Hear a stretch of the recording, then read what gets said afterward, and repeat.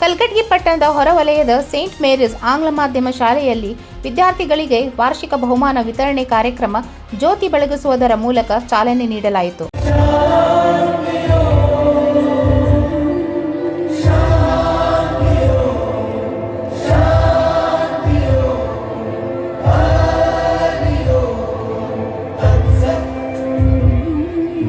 ಅದ್ದೂರಿಯಾಗಿ ಜರುಗಿದ ಕಾರ್ಯಕ್ರಮದಲ್ಲಿ ಶಾಲೆಯಲ್ಲಿ ವಾರ್ಷಿಕವಾಗಿ ನಡೆದುಕೊಂಡ ಬಂದ ಕ್ರೀಡಾ ಸಾಂಸ್ಕೃತಿಕ ಕಾರ್ಯಕ್ರಮದಲ್ಲಿ ಉತ್ತಮ ಪ್ರದರ್ಶನ ತೋರಿಸಿದ ಮುದ್ದು ಮಕ್ಕಳಿಗೆ ಈ ವೇಳೆಯಲ್ಲಿ ಬಹುಮಾನಗಳನ್ನು ವಿತರಿಸಲಾಯಿತು.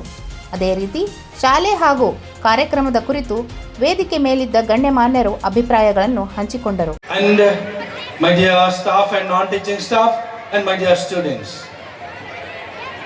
today I'm really very happy and it is an immense joy for me because we have amidst us all alumni of our school. So we may involve. ಬಳಿಕ ಕಾರ್ಯಕ್ರಮದ ಕೊನೆಯಲ್ಲಿ ಮಹಾದಾಸೋಹ ನಡೆಯಿತು.